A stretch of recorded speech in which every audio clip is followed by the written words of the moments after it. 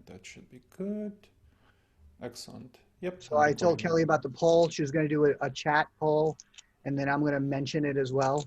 And chat poll. Can you use the regular polling feature? That's kind of much more intuitive for people. let me see. How do I do that, Kelly? You use the polling feature. Do you see the polling feature? The original meeting host is the one who should see it. So if you look at polling on the bottom of the screen, you should see the polling feature. Do you have that? No. You should have to set the poll in your Zoom, in your main Zoom. So if you Oh, go into Zoom and go into the meeting, you should be able to set up a poll there. Yep, there. So just, yes, put it into the poll and then you'll launch it at the right time. So I go to the meeting. I go into the meeting, yeah? Yeah. And all the way at the bottom. So I go to my account. Yep. And to the, oh, into the meeting, into that meeting, right? Mm-hmm. Okay, today, there's a meeting. Let's see. It's all the way at the bottom of that meeting is manage attendees, branding, registration.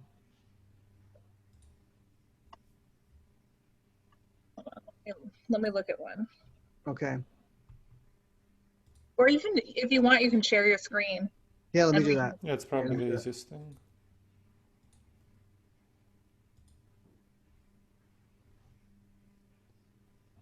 In here? Okay. Yep, scroll down a little bit further. Hold on, I have to move my chat. Huh. Oh, you know what? If this isn't a meeting, it's going to be a little bit more complicated because you have to go into the back end and set up that you allow polling to happen. Oh, is that right? Yeah, so. It only does that on webinars, is that what it is? It does it automatically in webinars. In meetings, it can happen, but you have to actually go into the back of your system and say that you want polling to happen in your meetings. I think what you need to do is, well, I think what you need to do is allow polling. So there's, and that allows you polling for all meetings. That's kind of what I did automatically, so that you can do at any meeting that you can allow polling. It's in your account management, that one right there. Yeah, do the drop down and then do account settings. And in here, there should be polling. I usually do a Control F to find poll because there's a lot in here. Control F. Yep. I did Control F, but I didn't see it. Let's see. No, okay. We'll keep scrolling down. I don't think it's that low. Okay, it should be in meeting. Polling. See where it says polling right there? Yep. Slip that one on. Turn it on. Yep. Okay, now you can go back to your meeting and set up your poll. Got it. Okay. Where's the poll feature? There you go. It's a good thing that we're testing it, right? Yes. So where's the poll now? I don't see the poll feature. So participants, chat, pause, recordings, reactions. So I don't see poll. Go back into your meeting like we were doing in your Zoom. Yep. And then scroll all the way to the bottom and it should now be there. Meeting. Oh, into that meeting, into the original meeting. Yeah. Yep. Just meeting. Let's see. Then I go back.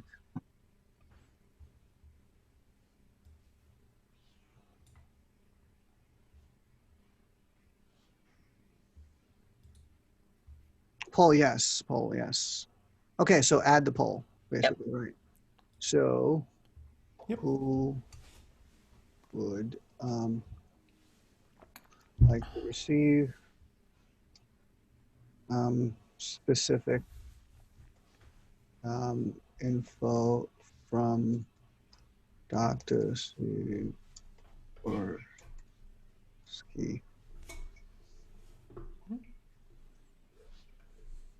Or what you can do is just, would you like to receive specific info, and then a yes and no. That's kind of the easiest way to do it, I find. Okay. Single choice. Yep. Good. Good. All right. Was it able to save? Yep. Perfect. Yes. No, maybe later. Yep. How's that? All right, let's see if it comes up. So where is it now? Where's the poll? So you should be able to launch a poll at some point. Now, when you launch it, I think it's a single-use poll, so you'll have to just create another one with the same wording, just so you know how to do it. Okay, I don't see the launch the poll here. Do you see the participants chat share screen? Yep. And you don't see a poll option there? No. I think I might have to reset. Know what it is?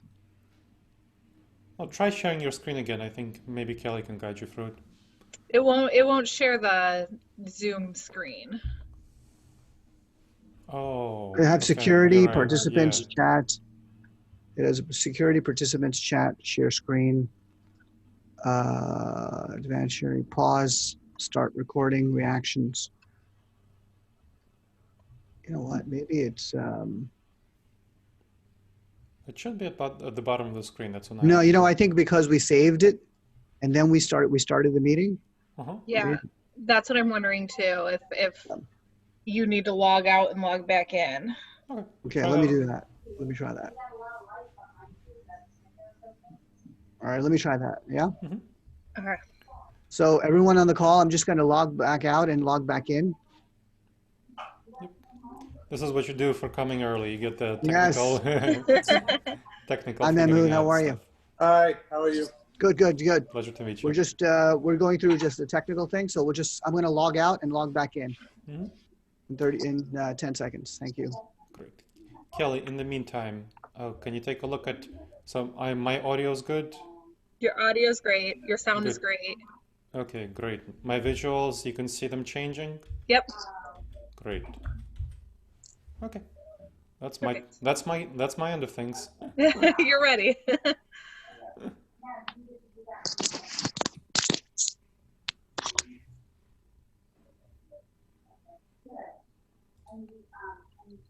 I suppose if he still has trouble, we can have him make one of us a co-host so we can launch the polls. Makes sense. Yeah.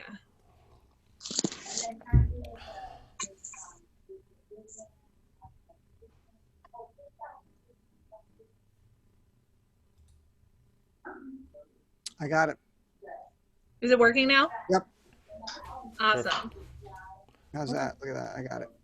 Great. Is there Yeah. anything else text-wise that you're going to want me to include in the chat? Any email addresses or call to I mean, actions? I'll have email address that folks can use on my. Is it Gleb at yeah. Is it Gleb at Disaster? Yeah, that's it. Okay. Great.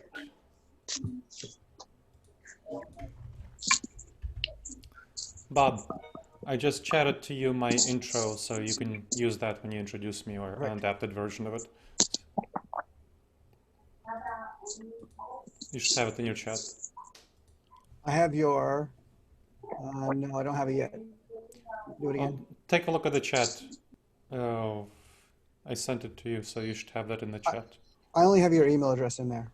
So. Okay, I'll try it again. I'll send it to everyone.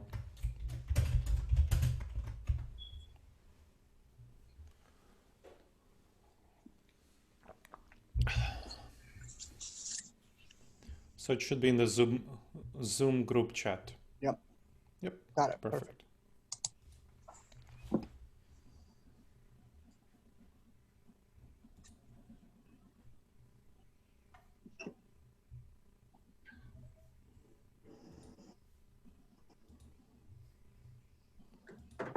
Okay, I'm going to go off camera and mute myself. Okay. Thanks, But Kelly. if you need me to hop back on audio, let me know. Great. Thank you.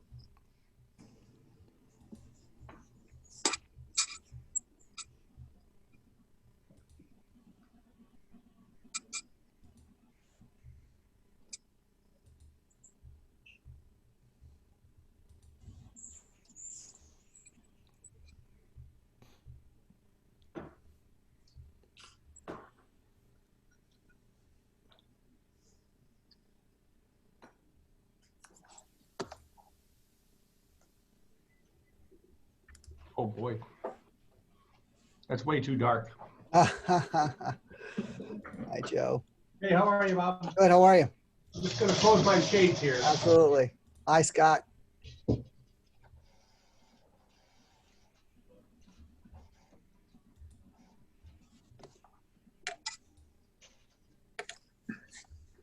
Okay, that's better. There you go. Hi, Bob. Hi, Scott. How are you? Also, Joe, Scott, Kelly. Let's see, Matt. Hey, Bob. It's wonderful. Hope you all are doing well and being safe. So far, day's young, though. Yeah. We'll begin in just a couple of minutes. Great.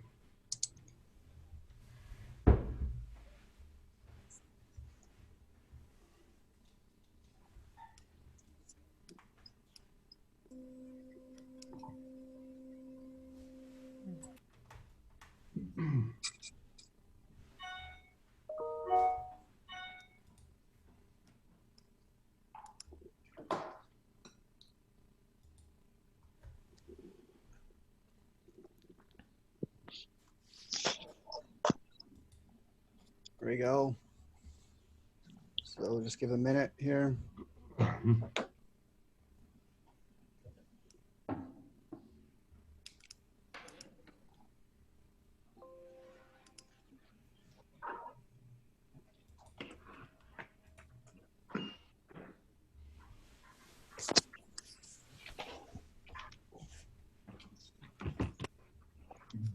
So does everyone get the ring light yet or not yet?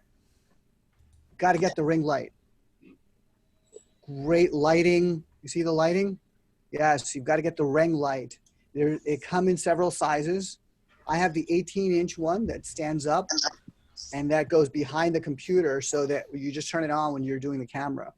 But Matt's got some fabulous light, by the way. Matt, you've got some good light there. So you might already have it. And then there's a small one. Not all of us are as photogenic as you, so it doesn't make Thank you, Mahmood. Thank you very much. Yes. You should see, you know, my shorts underneath this beautiful white shirt that I've got on. That's a classic, Bob. Yeah. I've seen jokes. Yeah. Mahmood, thank you for joining us. I think you're on mute. So. I sent you a little chat message, just read Okay. it. Thank you so much. Thank you. Thank you. So, you know, let's get started. We have a few people coming in, but I want to be respectful of your time. And so I'll begin. Welcome to the Transformation Leadership Council. I call it the Transformation Leadership Council because I realized that we all need to adapt and transform in this crazy environment that we're living in. And it was really about you and what you're doing and how you're transforming your business to adapt the needs of the new marketplace. And it's not about embrace the chaos. So I called it the Transformation Leadership Council. And again, the goal is I want to just share with you some, first of all, welcome. Delighted to see you all. We'll spend about an hour together. I've got a fabulous guest speaker.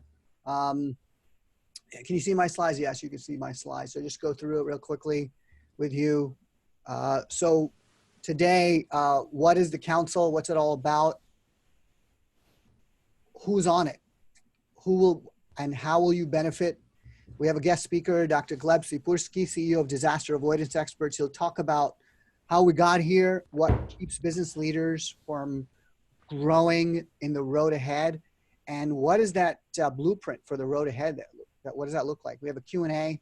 And then I want to introduce you to a new tool that I've been using that I really think is fabulous, and it's a great way to increase customer, prospect, partner engagement. And then we'll have a conversation. So what this is about, what is the Transformation Leadership Council? It's not a webinar. It's not you come in and you just listen to other people and you do your thing on text. It's a conversation. It's a collaborative work group. We ask, we share, we listen, we learn, understand, and we take those learnings and we act. I created it to really help you, help us, help all of us here navigate the chaos to adapt and transform your business for this new post-pandemic world. This is about your development and your growth. That's my interest. That's my intention here. Members, who are the members? Corporate executives, entrepreneurs, business owners. And then we have masterclass instructors who I've signed up, 3 who are just really, I'm so delighted these masterclass instructors have volunteered to share their time, energy, experience, and learnings. One of whom is on the call today, Mahmood, who is a very senior person at PepsiCo and is now CEO of a biotech company trying to reverse aging. Fabulous. So I'm delighted to have Mahmood, and I think another masterclass instructor will join us as well. What you get is 20 plus forums, meetings, discussions and sessions every year for the whole year, plus lots of different sort of opportunities to meet people, real strategies, real tools, and real people. And that's really what it's about, is where else are you going to go to meet like-minded people who are trying to transform their business? So transformation is really the road ahead. I see after you cut expenses, we go virtual. What's next? How do we reach customers and prospects? How do we shift our business? How do we manage our people, suppliers, partners, investors? What should we be doing to keep our business alive and ready for the next year? And so what are others doing? That's really what this is about, this transformation and this road ahead is about. I'm going to share this a little bit later with you about the BombBomb tool. If you want me to go into the little detail, I'm happy to do that after the call, after the Q&A. But I don't make any money from this. I'm giving you this because I've spent a lot of time looking at how we can reach customers and partners and prospects. And this is a game changer tool. It's $20 a month for the basic package. What you do is it embeds, I'll just tell you right now, so we get right to it. It clicks and integrates with your Gmail. And when you can compose a message or send a video or record the screen, this pops up, a window pops up, you record a 2-minute video, it embeds into it.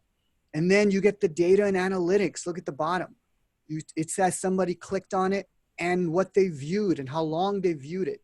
It's awesome for prospecting. And if you're pitching, whether you're trying to raise money for your startup, you can see how much of your video somebody has read. Or if you're in, if you're doing business development, you know what people are clicking on it, and they're actually there's the click-through rate is very, very high. So what's next after this? I'll share this with you afterwards, but I'm going to give the screen back now and introduce our first guest speaker. And for those of you just joining, welcome. My name is Bob Miglani, and this is the Transformation Leadership Council. I'm going to introduce our speaker, and our speaker today is Dr. Gleb Tsipursky. Gleb, how are you? I'm doing great, Bob. Thanks. Wonderful.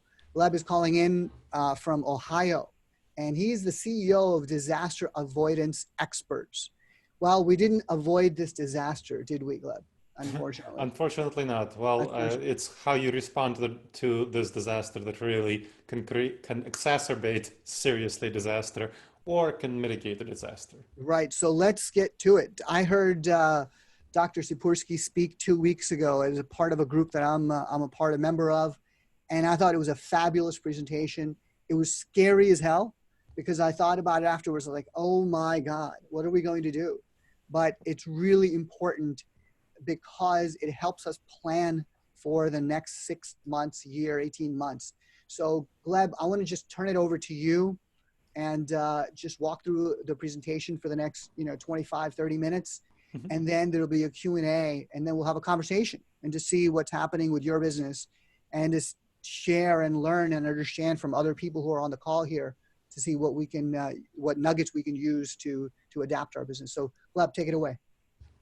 Thank you for inviting me, Bob. I really appreciate the opportunity. So we'll start by setting the context. And the context starts with how people responded or failed to respond wisely to the COVID-19 coronavirus pandemic. So we know what's going on. Now, I hope you know this guy, Elon Musk, one of the most famous, prominent entrepreneurs in the world. So kind of the representative of the new money, new wave, new digital technology, and so on. He tweeted on March 6th that the coronavirus panic is dumb, while cases were increasing rapidly and deaths as well in the US. And that, as you saw, got 1.7 million likes and over 300,000 retweets. Now, on March 19th, after the declaration of the national emergency, he said that based on current trends, probably close to 0 cases in the US by the end of April. Well, he's clearly not right in that. Well, so that's kind of all new money. What about old money? Let's talk about Goldman Sachs, one of the biggest representatives of old money. They estimated US GDP growth in the second quarter. On February 24th, they said that it's going to be only 2.7 growth due to the coronavirus pandemic that was starting to take off. March 15th, they said it's going to be a 5% decline. So only 3 weeks later, they really reduced the GDP growth estimate by over 7%. Obviously, they did not do well and right by their clients who are relying on them for advice. But let's see what happened 5 days later on March 20th. They estimated a 24% decline. So over 5 days, they changed from a 5% decline to a 24% decline. Obviously, they called it very wrong. So both new money, both old money made very bad predictions about the pandemic. As a result, people who listened to old money, new money, whatever, were really unprepared. They underestimated the threat of the pandemic and they turned to their emergency business continuity plans because that's what they had.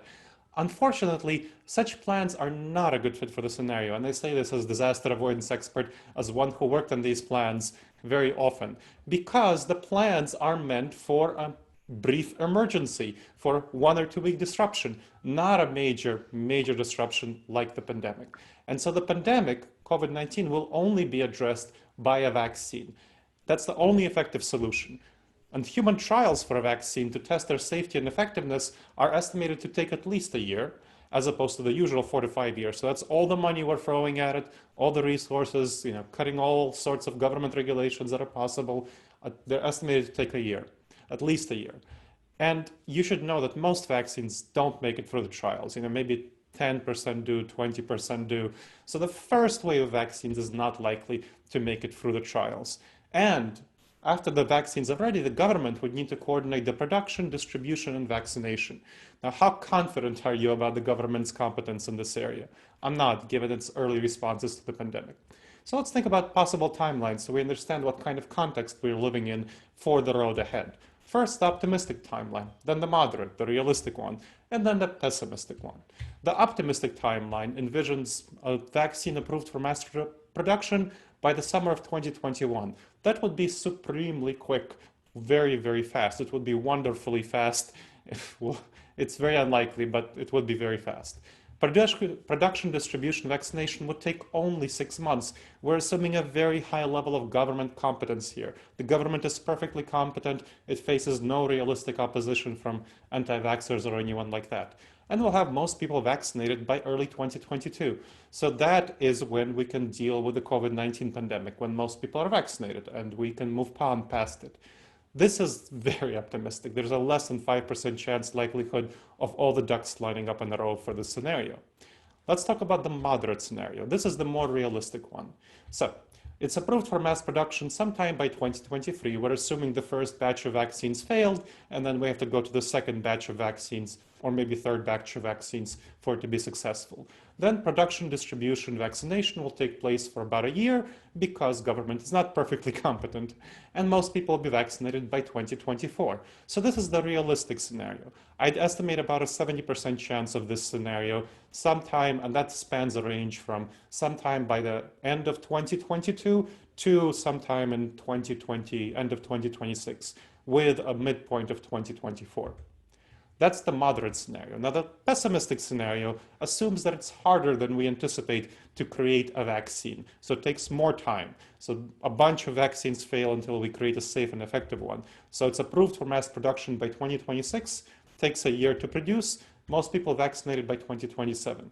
And I'd say there's a very realistic 25% chance of this scenario if it's harder. It may be harder to produce a vaccine for this thing than we thought. I mean, you might think that this is too cynical, but I don't know how aware you are, but we don't have yet an effective vaccine for the flu. The one we have is only 50% effective. That's why we have so many flu deaths per year. So this is a big problem, and it's definitely a realistic scenario.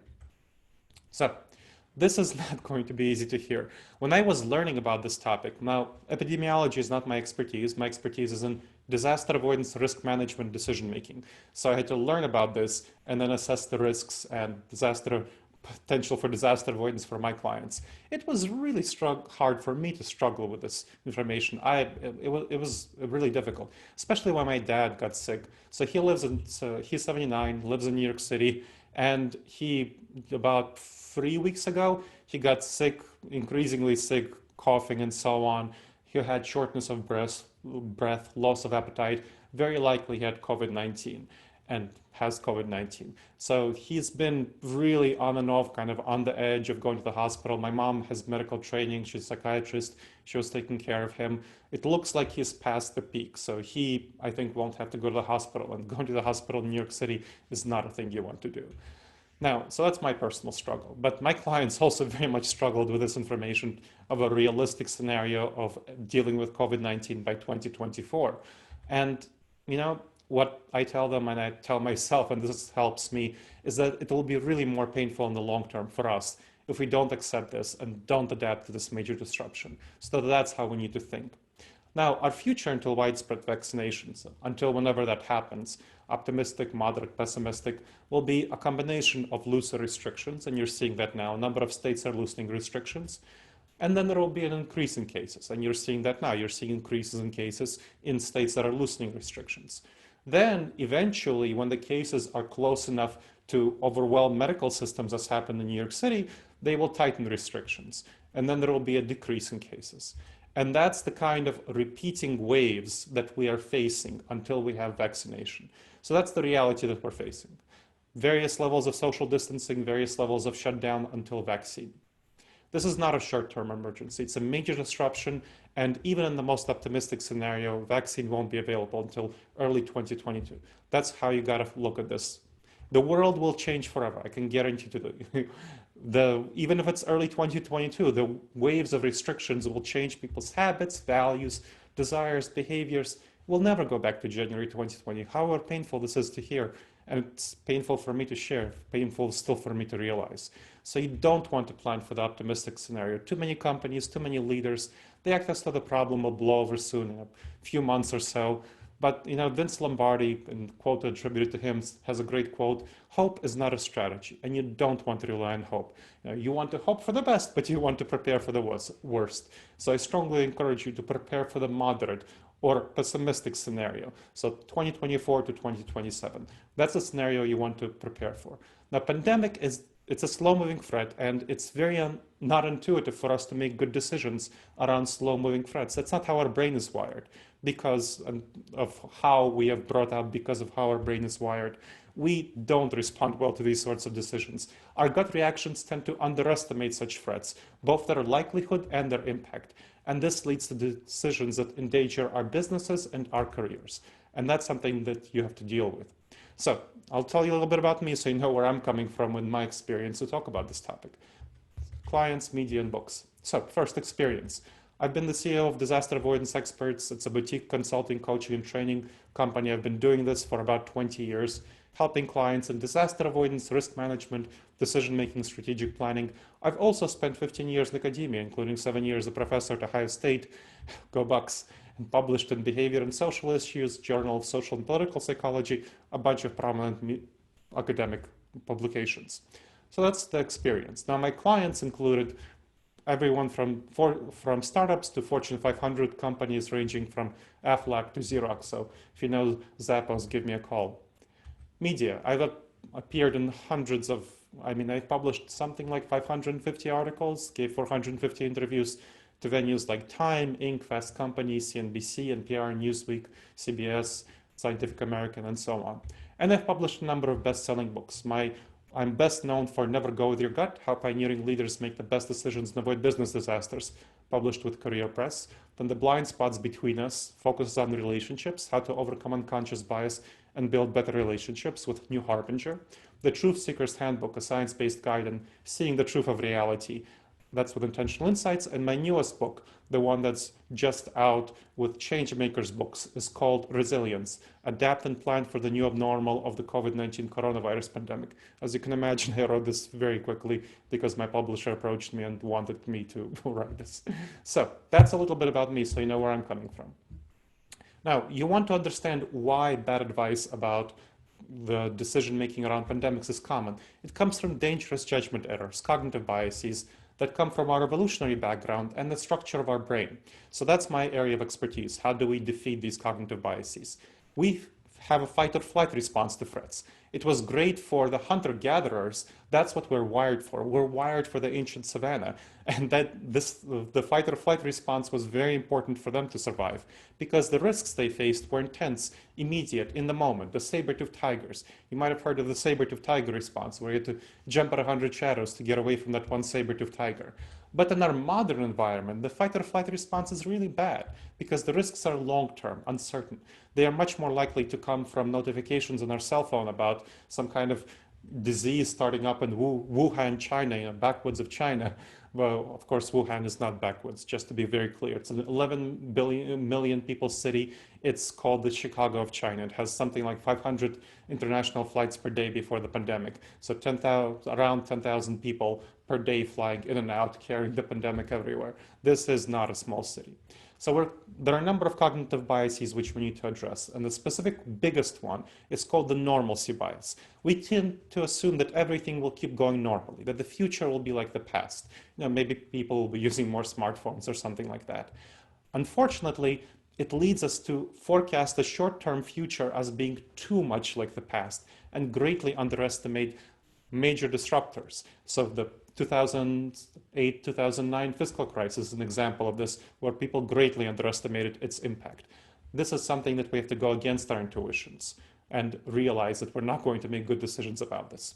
So how you can prepare is you need to make long-term changes to your plans. And here we're coming to the road ahead. You want to think about years, not weeks. Plan for the pessimistic scenario, the moderate scenario, 2024 to 2027. And you want to think about fundamentally changing your business model. With the business that you are fundamentally changing your career model depending on what kind of business, what your place is in within the business. So you want to focus on virtual interactions in the future because that's what we're facing.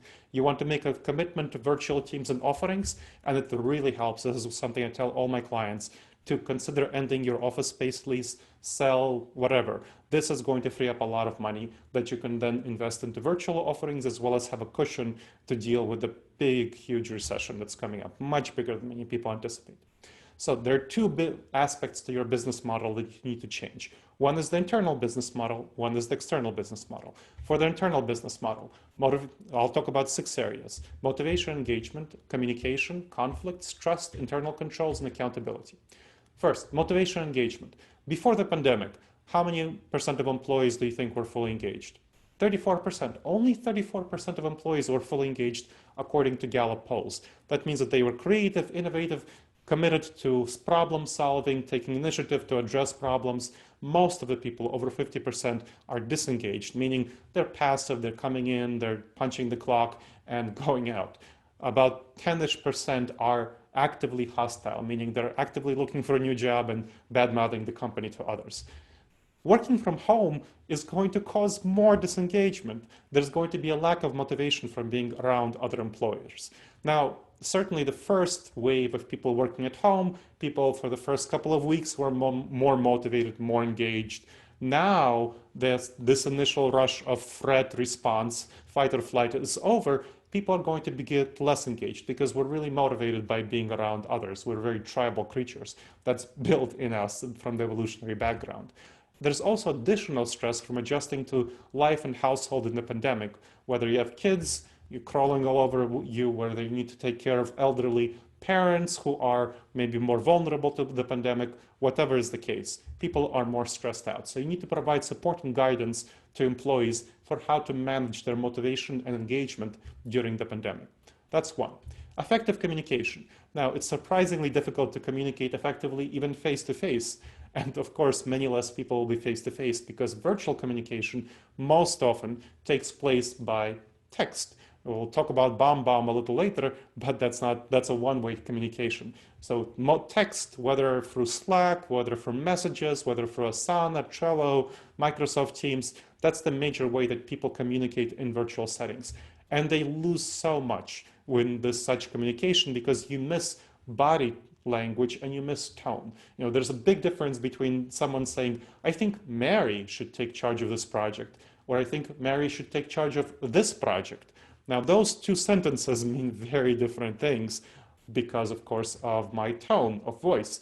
But you can't do that in writing, and you're going to miss a lot of things, and you'll miscommunicate. There will be a lot of miscommunication. So it's critical to train employees on how to communicate effectively in virtual settings. Next, resolving conflicts. Another area that's surprisingly difficult to do when you're not face-to-face, because face-to-face you see each other, you can see anxiety, worry, concern, what's going on with this person, facial responses, body responses. And that allows us to notice and resolve problems. But in a virtual team, that virtual setting, you don't have those responses. You aren't able to see the conflicts developing. You can't nip them in the bud, and you can't see the other person's responses effectively.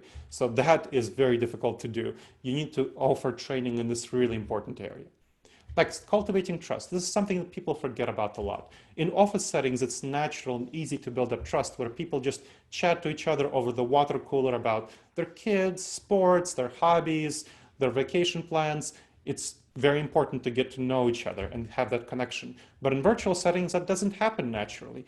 This is not a matter of training, to be clear. This is something where you need to provide a virtual venue, and we can talk in the Q&A about how to do so. Next, internal controls. So you want to think about a number of areas of internal controls that, of course, you need to adapt to virtual teams. You need to ensure financial security, of course, is the fundamental internal control, and you need to adapt this financial security to virtual settings. There's a number of things you need to do about that. Then prevent cybersecurity vulnerabilities. Of course, so many more people are working at home. The FBI has tracked many more cyber attacks because home computers are much more vulnerable and people aren't used to doing cybersecurity, effective cybersecurity at home. You need to adapt existing compliance practices. There are a number of compliance practices, HR, government, depending on what you work with, that you need to adapt to virtual settings of various sorts. And of course, pursue compliance with CDC guidelines.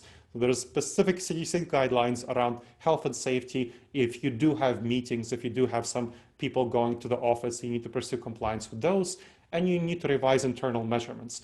You should always have internal measurements of what you're doing that's effective, what you're doing that's efficient, and you need to revise and adapt those for virtual settings. Finally, accountability. This is a really important one.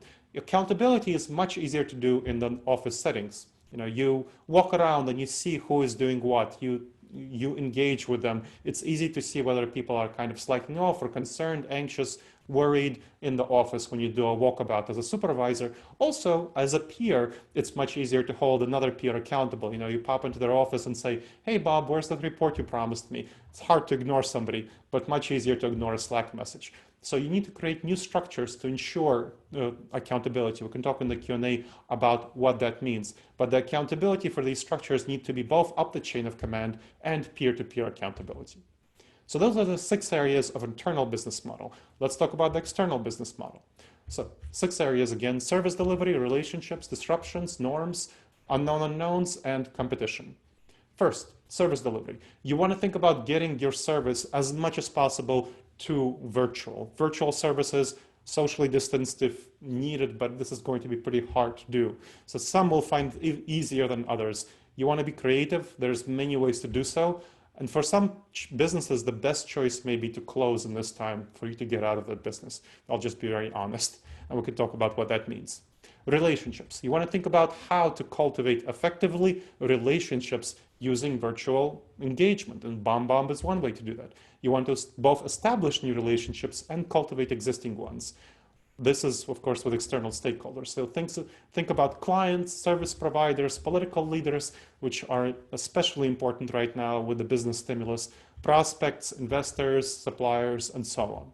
You want to invest in professional development to do so. That both means training yourself and getting tools that are going to be a good fit for this area. Next, manage disruptions. Now, you're checking out this presentation, so you're going to be more savvy about what's happening in the next few years. A bunch of your external stakeholders will not. They won't plan for the long-term disruptions associated with the pandemic. They won't have a clear road to the future. And you want to make plans to protect yourself from their failures. Next, shifting norms. So as I mentioned, after several years of restrictions and loosenings, 23, 24, 25, people will have very different norms, values, desires, expectations, and habits. And you want to get ahead of that. You want to be savvy and get ahead of these shifts in order to be positioned well for the future. Unknown unknowns. Now, there's going to be a bunch of things that we don't know that we don't know. The pandemic was a predictable disaster, and you can change unknown unknowns, things that you don't know are happening, things that you don't know might happen, into something that's actually predictable, something that you can actually deal with. So you want to scan the environment for major potential disasters and protect yourself against them. So you can make an unknown unknown into a known unknown. Well, for example, Bill Gates has been great at saying, hey, you really need to watch out for a pandemic. It's going to happen sometime. Here are steps you can do to address it. So if companies had taken more of those steps, they would have been much better off. Now, not everything can be predicted, so you want to maintain a cash cushion for protection against these unknown unknowns. Finally, outcompeting your competition. This is really important. A bunch of your competitors will not take the steps I shared. And the steps, if you take the steps that I shared, you'll have a major competitive advantage over these folks. Many will fail to adapt to the pandemic. This will be an opportunity for you to get ahead of these stumbling competitors. So think about how you can prepare right now to seize advantage, take market share. Maybe you want to get together with their clients and say, hey, if the competitor is not going to be doing very well, I'll be happy to step in. Consider me a great choice B. And they will remember you when the competitor is stumbling. Also, think about hiring away good employees once this competitor is stumbling. So that's the external business model. I want to also talk about how you can think and plan for yourself for this next scenario, planning for the long-term impact of the pandemic. You want to think about, again, 6 areas: possible futures, 5 years out, problems, opportunities, resources, and information. So possible futures. Think about the possible futures that I mentioned and invest your resources according to these futures. The optimistic, by 2022, vaccines widely available. The moderate, vaccines widely available by 2024. And the pessimistic, vaccine is widely available by 2027. What will happen with your business, with your career in each of these futures? Think about that. Think about 5 years out. What's going to happen? What would that look like? And how you can prepare for that situation, each one of these. Next, think about problems in each of these scenarios. List the potential problems and think of ways you can address them in advance. This is for each of the scenarios. So for the optimistic one, for the moderate, for the pessimistic one, list the problems, think of ways of solving them in advance, because there are steps you can take right now to prevent those problems from occurring, from addressing, and we can talk about that in the Q&A. And if you make a plan right now, you will be much better prepared to address a problem if it occurs, as opposed to having to come up with a plan and then deal with the problem as it occurs. So that's problems. Now let's talk about the nice things, the opportunities. List possible opportunities in each of these scenarios, from your competitor failing to you taking advantage of an unusual market shift. In each of these scenarios, think of ways that you can bring about these opportunities right now. So if you want to seize market share from your competitors, consider contacting, as I mentioned, the clients of your competitors, your favorite potential clients, and offering yourself as a choice B, and they will remember it down the road. Make a plan to seize the opportunities if they do occur. Next, resources. Think about the resources needed for each of these scenarios to solve problems and seize opportunities. That's going to be money, time, information, social capital, networks, strategic planning, of course. Make a plan to reserve enough resources for the pessimistic scenario. That's what I strongly recommend for my clients to do. You want to prepare for the worst while hoping for the best. Don't plan for the optimistic scenario. Finally, information. Think about what kind of information would you need to indicate which scenario are you actually heading toward. Maybe the scenario will be optimistic, maybe it will be pessimistic, maybe it will be more moderate.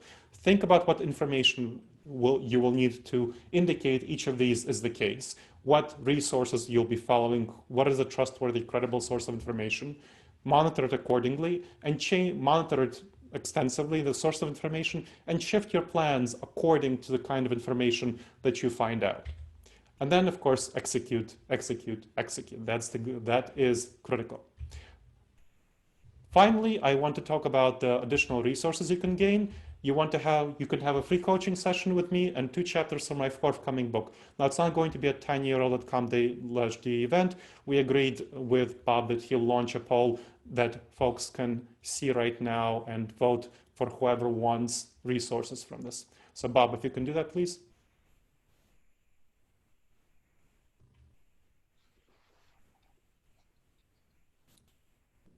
Gleb, thank you so much. That was wonderful. I think what I'd love to do is to open it up to Q&A. I mean, there's a lot you've presented, and you feel almost overwhelmed with the chaos, right? It's so overwhelming. And I think what's really interesting is that you've laid out all the specifics, things that we all sort of consider and think about. And so I would love for just everyone, so that's the poll. We have got 71% respond, say yes, like to get more info, and we'll follow up with people on that. Gleb, thank you so much. Great. So let's see here. Share results. Great. There we go. Wonderful. Thank you. So if you have a question, raise your hand and let's have a conversation with Dr. Tsipursky here. Anybody has a question? Gleb, you know, one of the things I sort of look at this and how's the stock market not reflecting reality? I mean, your reality that you've put forward is a tough one. And for all business leaders, right? It's overwhelming for all of us as human beings. And so, but the stock market goes, I don't know, is it up today? You know, it goes up. It's going up. And so what's the dichotomy there? How do you explain that? Well, first of all, stock market reflects Goldman Sachs sort of predictions. It reflects old money predictions, and their predictions have not been accurate. So they're not, you know, the stock market is not going to be accurate. They're falling into the into the normalcy bias in this. And this is just a judgment of human beings. It's intuitive. This is why Warren Buffett is one of the great stock market players. He knows how to spot the human thinking errors, these cognitive biases, and how to go against them in order to seize advantage of the situation. That's kind of one part of the answer. The other part of the answer is that a number of stock market leaders will win out in this situation. Amazon, Microsoft, you know, Google, Facebook, they will win out in this sort of environment. They're going to be going up because they should go up. They'll have more revenue. And those are very good bets to go on. So that's another part of the answer. The companies that will do worst are companies that are mostly, well, I work with Fortune 500 companies and many of them will do well, not far from all of them. But the middle market companies and the small businesses are the ones that are going to do worst, and they're not represented in the stock market. But those are the companies that are going to be hardest hit. And that's just the reality of the situation. So about 2/3 of my client are in the middle market category, and they are really struggling right now, and they will continue to struggle. This is the reality of the situation. Great, thank you. Anyone have? Yeah. If you have questions, you can unmute yourself or you can type in the chat, whatever is most convenient for you. Great. Hey, it's Matt Campion. Thanks. It was a great presentation. You scare the hell out of me. I'm sorry to hear that, Matt, but that's kind of my goal. This is painful information for me to share. Like I said, I still struggle with myself. My question is less about the vaccine predictions, but more about the extent to which your view of the future factors in the herd immunity that comes along with any kind of pandemic. We will not have herd immunity in the US because that's not the strategy that the leadership is really going toward. In order to have herd immunity, what you need to do is you need to have about 50 to 60% of the people get infected. That's what herd immunity means. And for that to happen, you would have to have about 150 million people get infected. Now, the death rate, I didn't get into the death rate from COVID-19. The death rate with great hospital treatment is at the lowest bounds are something like 0.5%.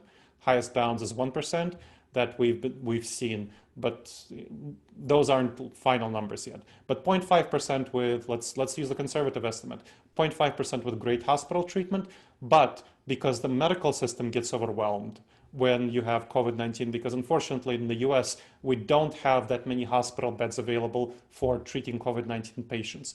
You get into the kind of things that happened in northern Italy and New York, where you have body bags outside hospitals. And that death rate rises to 5 to 10%. So everyone who would be hospitalized is now essentially dead. And politicians will just not let that happen. I mean, if you have visual imagery of body bags in hospitals, you know, that's just not not something that will get you reelected, let's say it that way. So that's, and you can argue with whether it's good or bad. I'm not going to argue about the whether it's good or bad. We can all have our opinions. The reality is that politicians will just not let that happen if they can reasonably stop it, and they can through shutdowns. So that's why I'm saying the reality that we're facing is a combination of loosened restrictions, then more cases where it's close to getting overwhelmed, or maybe in some cases somewhat overwhelmed. New York City is an example of what gets somewhat overwhelmed, not as nearly as badly as in Italy. So then you'll have strong shutdowns. That's what we're facing, unfortunately. I think Tricia had a question as well. Tricia, you want to unmute yourself? And then Scott. Sure, I put a question in the chat, which is, what are your thoughts about how Sweden is approaching oh, yes. Sweden, I think, is approaching this really well. So what Sweden did is it had moderate shutdown before the pandemic got really bad. So what happened in the US, of course, is that we had wide community spread before the government took any actions. What Sweden did was it took some moderate actions in the beginning, but it didn't shut down schools, it didn't shut down businesses. A lot of it was voluntary. And then it approached slowly over that time, it approached herd immunity, partially because its hospital system was in the city that was most hit, Stockholm was able to handle. So it had a hospital system which has a lot of capacity. And so it was able to handle the capacity, the increased capacity. The US medical system doesn't have that. We don't have hospitals that are able to handle the capacity if you just let things go and don't do anything, unfortunately. So Sweden is handling it really well, and they didn't have to have such big shutdowns, and they are, at least in Stockholm, they are approaching or going to approach herd immunity in maybe in a few weeks. So that's a really good approach. It would have been great if we had taken this approach here in the US. And so the follow-up to that would be, they won't have the bumps. They'll kind of get through it, and it'll be even. What will happen is that they will have bumps. So their death rate is much higher than countries that are around them, comparable countries. So Sweden is usually compared to Nordic countries.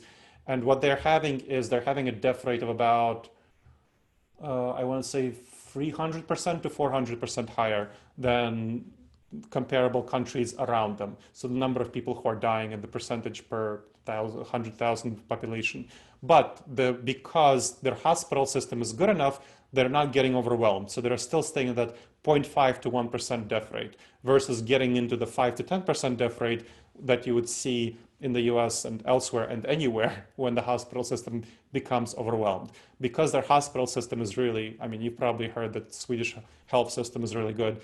There's a reason that they're a democratic socialist country. And I'm not saying whether we should be a democratic socialist country, not going there at all. But because they have that system, they have that sort of society, they have much more health capacity. And so because they have that much more health capacity, they're able to take the surge that comes with more of letting the disease go through the population more. Thank you. Scott, do you want to? Yeah, I guess, can you hear me okay? Yep. Yeah. So the question I have for you relates to the use of, so we've talked specifically about vaccines. But what about the role of therapeutics to mitigate what is happening at the moment? I think it would be great if we have therapeutics that can mitigate what is happening. Right now, it will take a long time until we have studies of safety of these therapeutics. And I'm not sure that the therapeutics would be widely available. What they will be available is for frontline personnel. So healthcare workers and so on, who really need them in the moment and for whom the risk of taking them is offset by the risk of actually getting sick. So medical workers and so on, people who know what it's like, they'll kind of serve as guinea pigs for the rest of us. So hopefully therapeutics will be available maybe in a year from now, widely.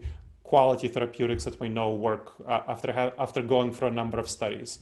That's, a year is a year is a long time. B, therapeutics they're not going to be that effective in terms of preventing COVID-19. So for example, you might have heard of the remdesivir. What that does, as far as we know, is it shortens the stay of people in the hospital. So from the latest studies show that it shortens the average stay from 15 days to 11 days. So hospitals will be less likely to get overcapacity. And that is great, but it's only a 1/3 reduction. So that's not that great in terms of the kind of impact of actually ending the pandemic. 1/3 less hospital stays, death rate, not that much of a cut reduction in the problem. I hope that therapeutics will indeed be available within the next year, and they will help more people survive. So, 1/3 more people surviving would be wonderful. Thank you. Melvin, you had a question. Yeah, no. So one of the trend that I'm following is this deglobalization and relocalization. Yes. So I want to hear your thoughts about that, and how do we prepare for this shift? There's definitely going to be more people who are orienting toward, in the next couple of years, toward deglobalization in terms of having supply chains more local. And that's what I was talking about, supply chain disruptions. You want to, those are the external stakeholders, part of your external stakeholders.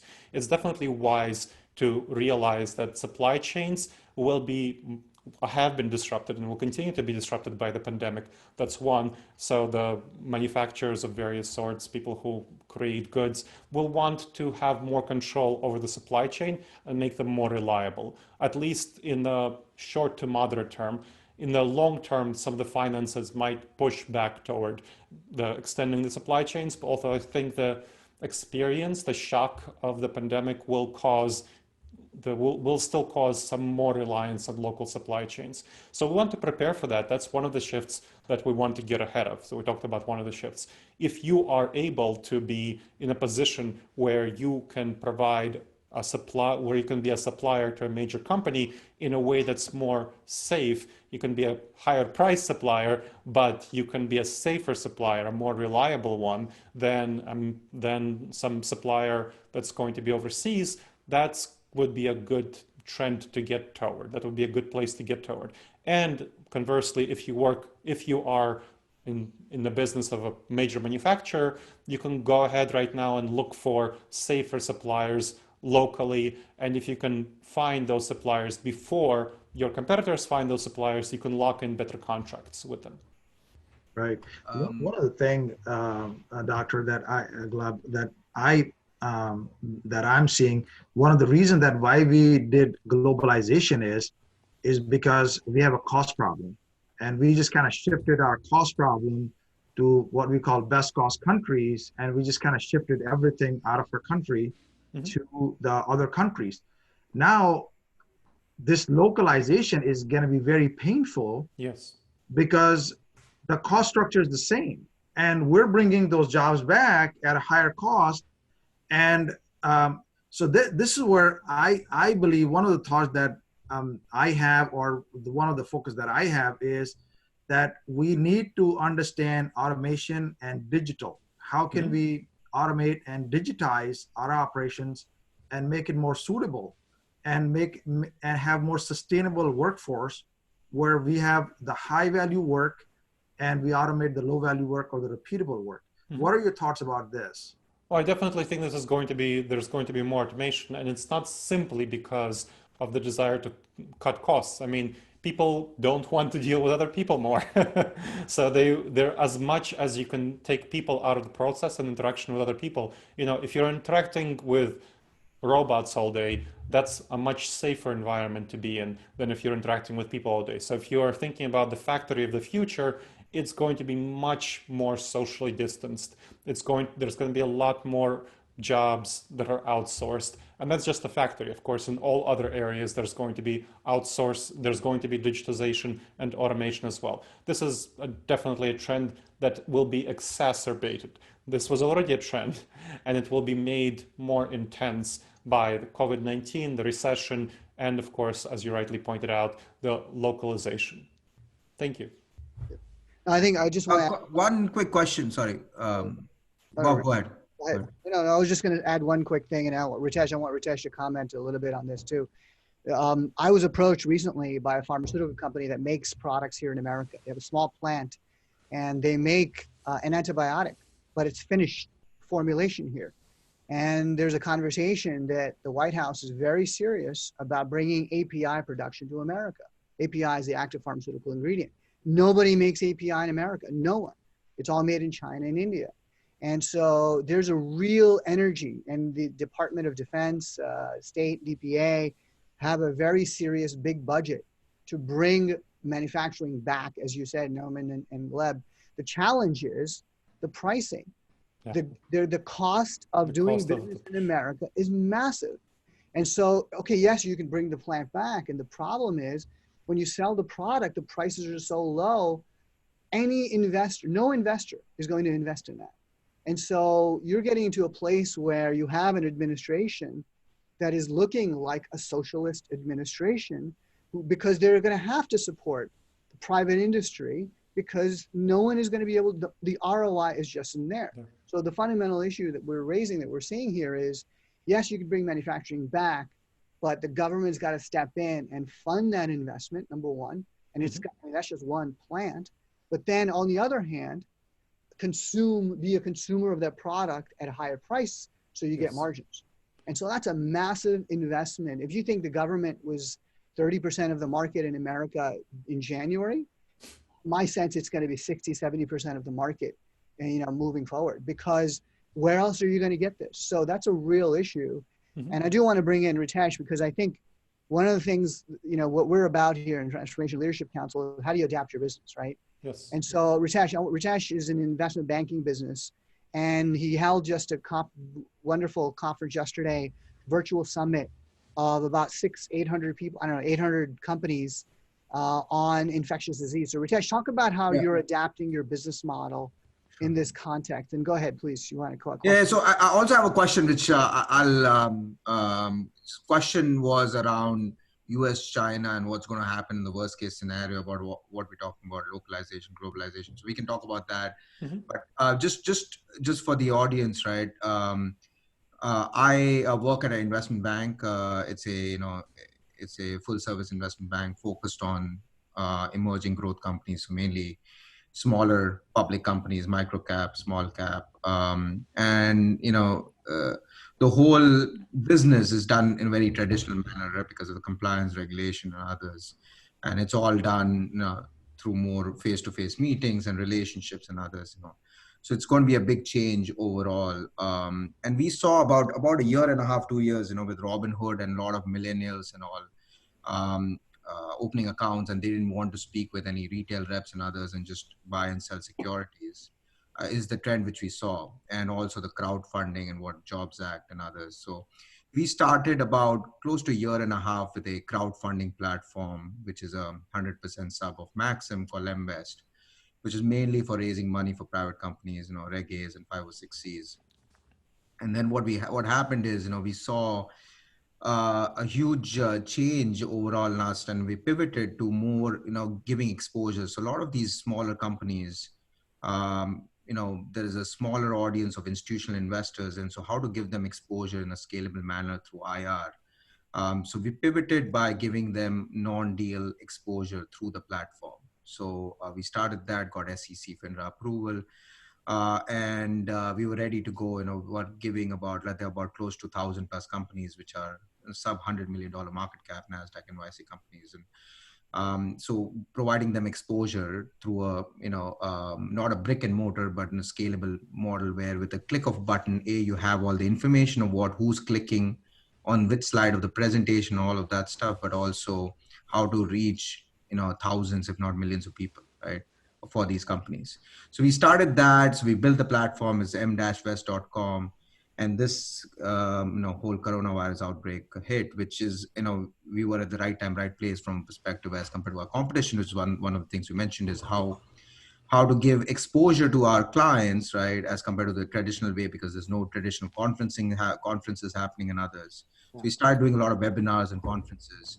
And we did a conference on infectious disease conference, about 40% of our revenue is healthcare. So there are a lot of, emerging growth microcap companies which are focused on vaccines and others. And what we realized is we had about 20 companies presenting. We did a lot of social, SEO marketing and others. And we saw about 2,000 RSVPs for the event. Now, comparing that to a traditional conference, right, when most of these companies go to, right, they're maximum about 300, 400 participants. And if they're presenting to audiences about 30 to 40 people. Now, scaling that, they got about 2,000 investors without, sitting where they are in their, home, in their comfortable zone and listening to these presentations. As well as the companies, would have spent about close to $500,000 million combined, right, with travels and conference cost and others. So we saved about $1 million in this whole thing, got the company about 20x more exposure, and everybody sitting at home in their comfort zone.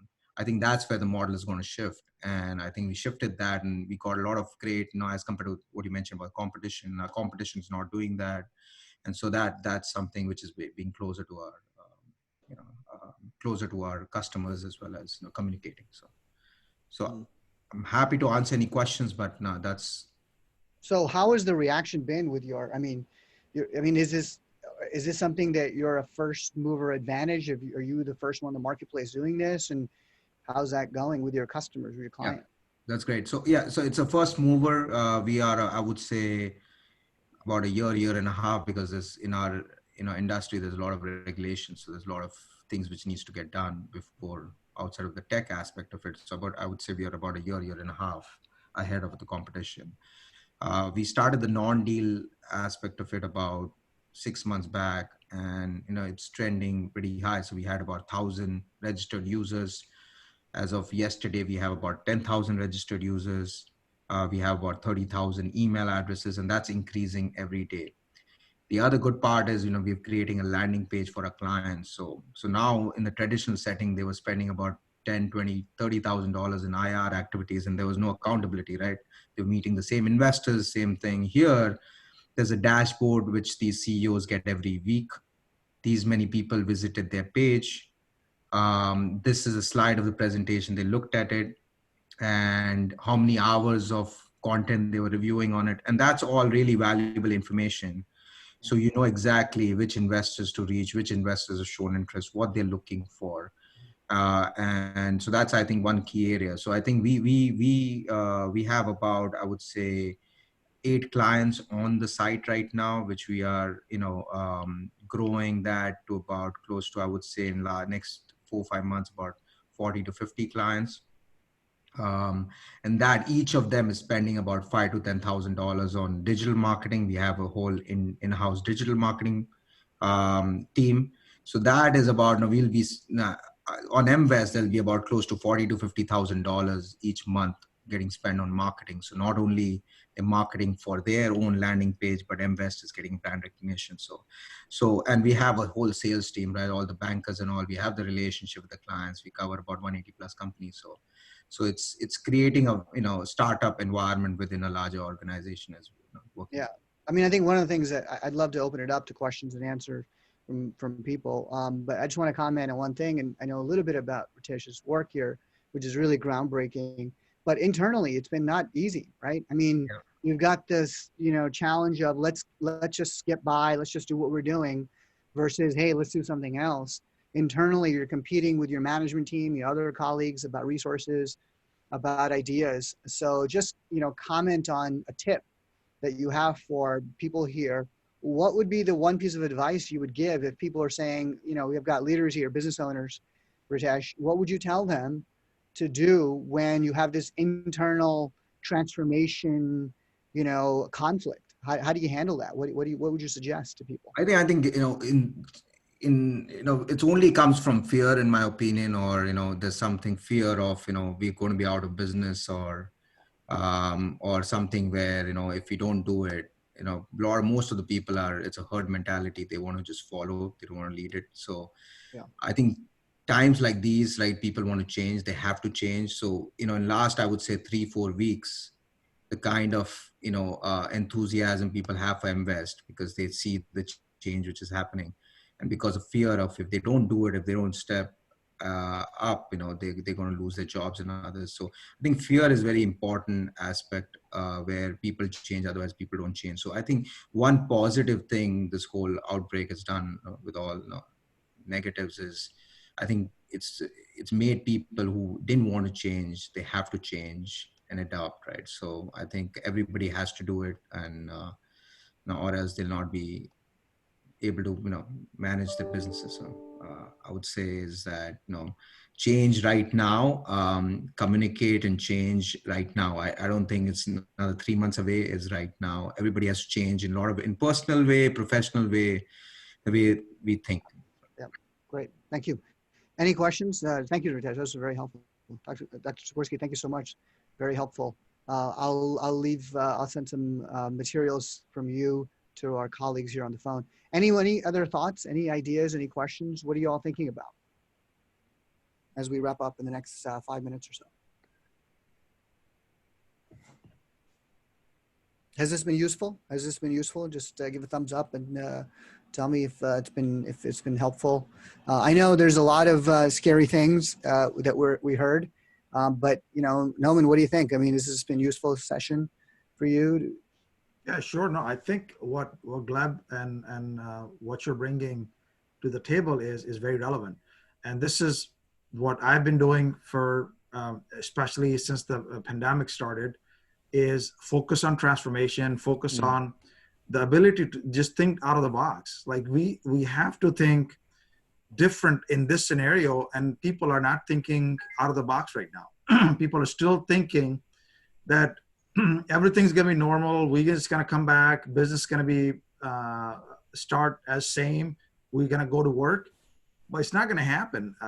And we have to prepare for that. We have to be ready, and we have to have plans. And this is where automation and the value of digital is paramount at this timing, because without digital and automation, you just cannot succeed in the environment which is moving forward. And the second one is the mindset. We need to change mindset, and this is where a lot of investment we need to do. And I see some very good slides from Gleb as well, from this perspective, where he was talking about changing of mindset, how we think, train, retrain, and right skilling. And those are the, I think, important aspects as we move forward. Right.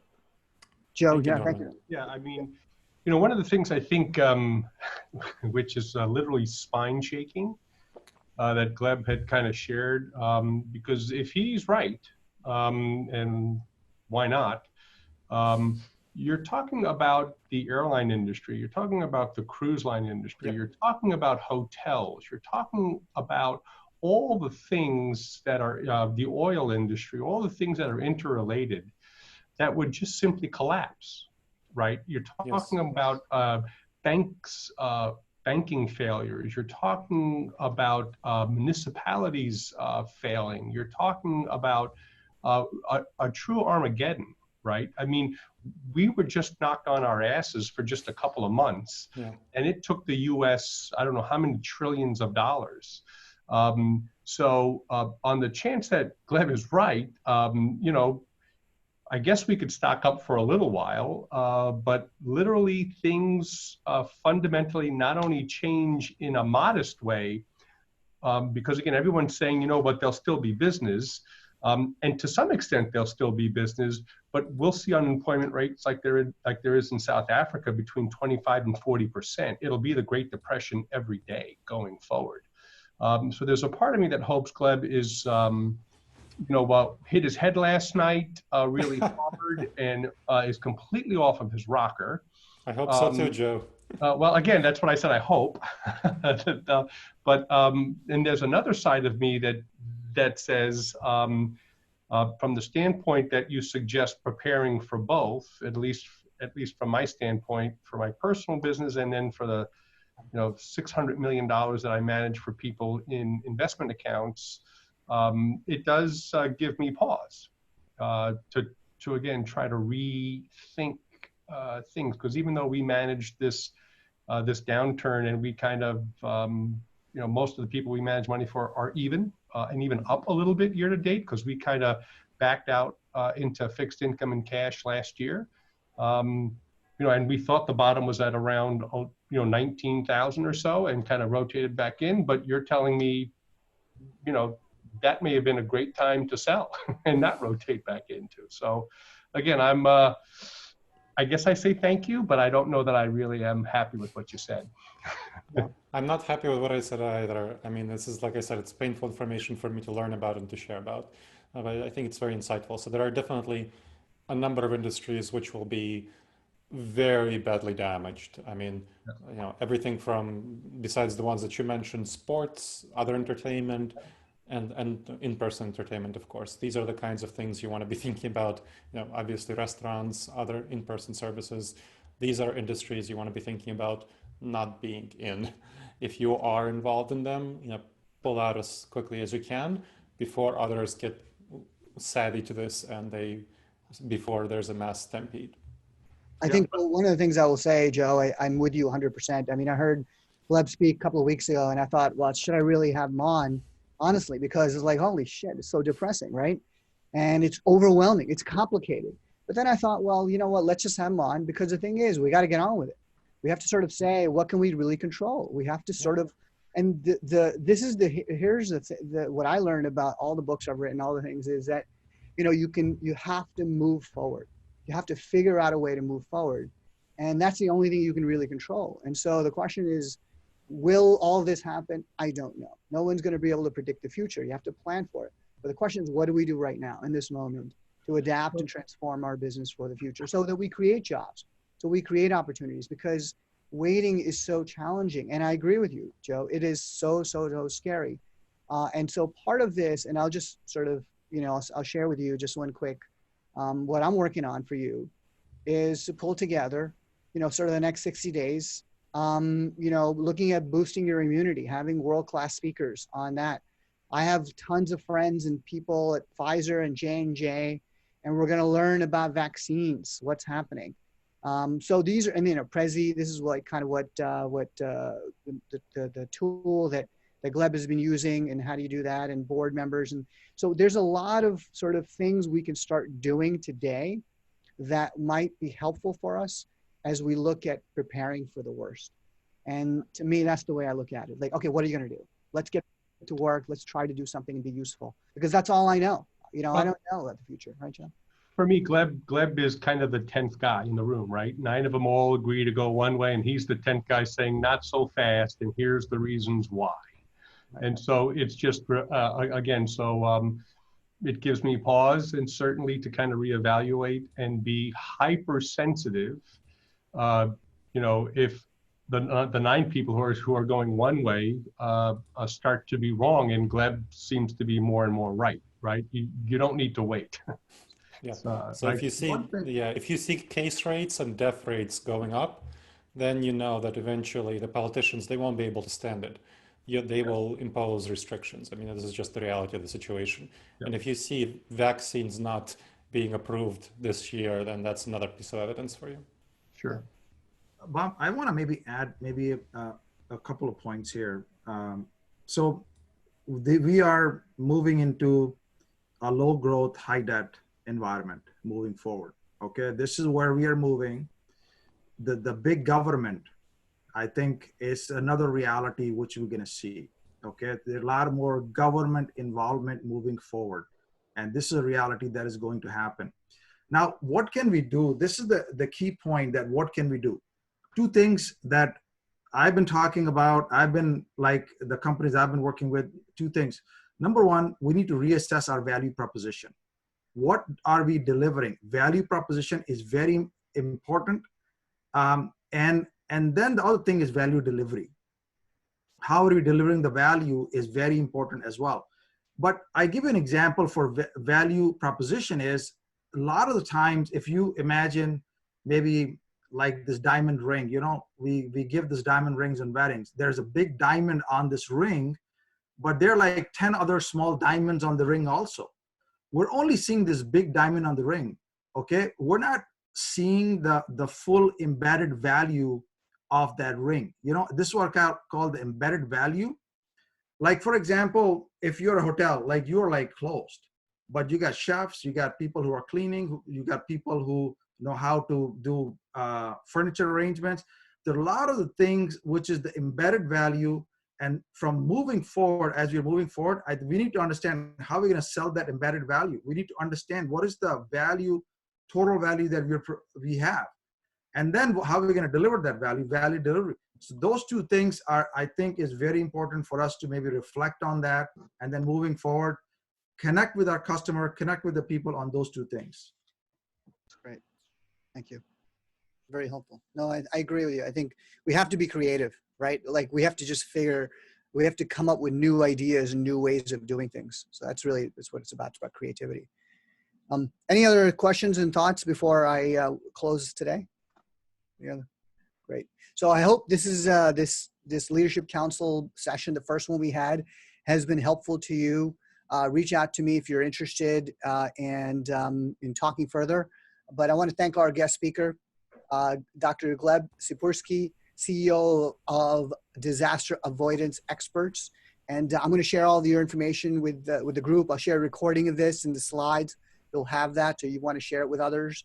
The BombBomb, I will send you a BombBomb that will show you how to use BombBomb. I really highly recommend it. Also, the tool that Gleb has been using to make presentations is Prezi. And I've just learned about it. I heard about it a while ago. It's a Hungarian-based company that started it many years ago, but they've come up with this new tool where you're on Zoom and you can have your slides basically across from you while you're presenting at the same time instead of just sharing the slides. So it's a fabulous tool. I'll go through that next time when we meet. We have a next session coming up in June, and I'm going to bring in some interesting speakers for you as well to learn about vaccines. How do you make a vaccine? How do you make vaccines? There's lots of new ways of making one. What's the progress? What's the other kind of case studies on how to adapt and transform in the marketplace? So thank you very much for joining. Kelly's been producing our show in the background. Any other questions or thoughts, Kelly? Good? Wonderful. Well, listen, thank you very much, everyone. And if there's anything else, I'll just say have a great time and have a great rest of the day. Thank you. Great show, Thanks, Bob. Bob. Thank you, Thank you, Bob. Thank you for joining. Thank you. Bye-bye. Thanks, everyone. Bye. Thanks, Gleb. Thank you.